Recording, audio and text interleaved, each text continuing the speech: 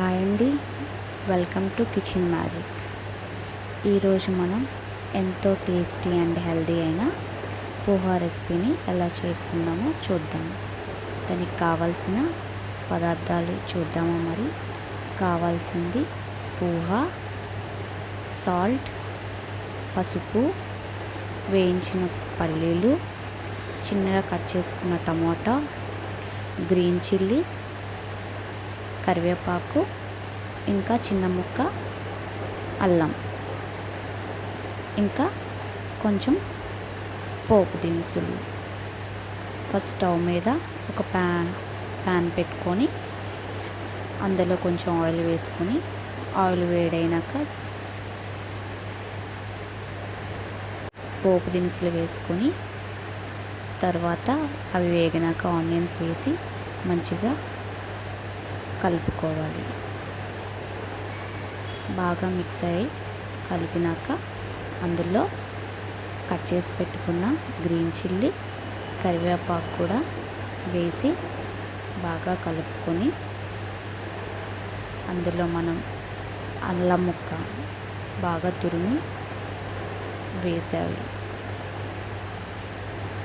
అది బాగా మిక్స్ అయ్యేటట్టుగా మళ్ళీ కలిపి పెట్టుకొని బాగా మగ్గేందుకు దానిపై మనం ఒక మూతను పెట్టాలి. 2 minutes తర్వాత ఆ మూత తీసి పక్కనే కట్ చేసి పెట్టుకున్న టమాటోస్ ఉన్నాయిగా, ఆ టమాటోస్ని అందులో యాడ్ చేయాలి. యాడ్ చేశాక అవి కూడా బాగా మిక్స్ అయ్యేటట్టుగా కలుపుకోవాలి.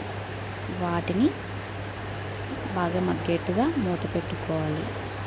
ఒక 2 minutes తర్వాత తీసి అందులో కొంచెం పసుపు, సాల్ట్ మీ టేస్ట్కి తగినట్టుగా యాడ్ చేసుకోవాలి.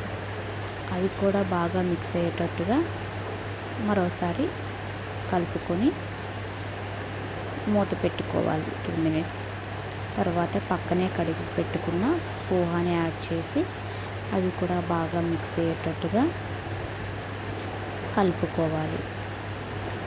ఆ పోహా బాగా మిక్స్ అయినాక మనం ఒక 5 minutes వరకు మూత పెట్టుకోవాలి. 5 minutes తర్వాత మూత తీసి ఇంకోసారి మంచిగా కలిసేటట్టుగా కలుపుకోవాలి.